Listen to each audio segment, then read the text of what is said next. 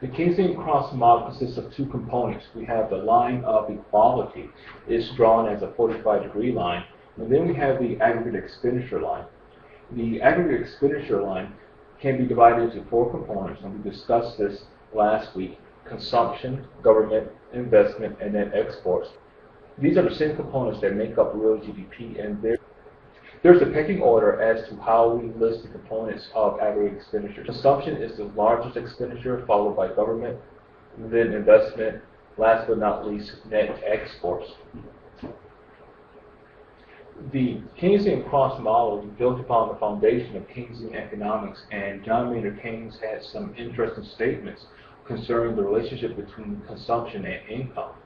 Keynes argued that there were three possible options one could use their income for. They could consume all their income, save all their income. Both of these are extremes. Or do what most households attempt to do: consume and save some of their income. He further went on to state, consumption will not change at the same rate as income. He leads us to develop what is called the Keynesian consumption function. In the simplest form, is where C, which is aggregate consumption, equals A, which is autonomous consumption. This is consumption that does not change with earned income.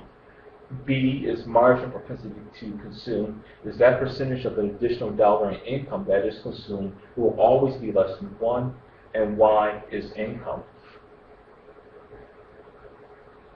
Related to marginal propensity to consume is this other propensity called marginal propensity to save. We abbreviate it uppercase MPS. And marginal propensity to save is that percentage of an additional dollar in income that is saved. Together, they have to equal 1. So if you know marginal propensity to consume, you automatically know marginal propensity to save, because added together, they have to equal 1.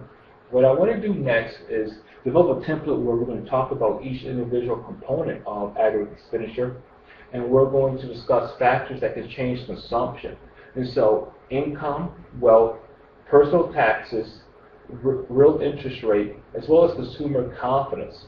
If any of these factors change, so will consumption. The next component of the aggregate expenditure line in the Keynesian cross model is government expenditures. And these are expenditures at all levels of government, so we're talking about federal, state, and local government expenditures. And we're going to treat government expenditures as well as investment and net export expenditures as autonomous expenditures. And so let me explain that for a second. Autonomous, independent expenditures that is not dependent upon changes in real GDP. And so what we're going to do, for sake of simplicity, we're going to lump government expenditures, investment expenditures, and net export expenditures as autonomous expenditures. In the next video clip, I'm going to graphically illustrate this concept, autonomous expenditure. So what factors can change government expenditures?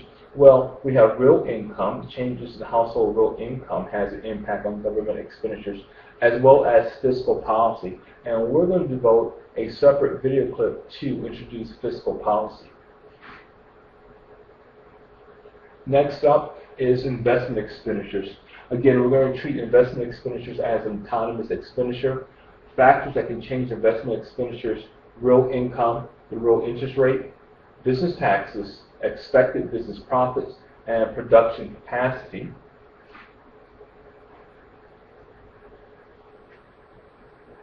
The last component of the Keynesian cross model is net exports. Again, we're treating it as an autonomous expenditure.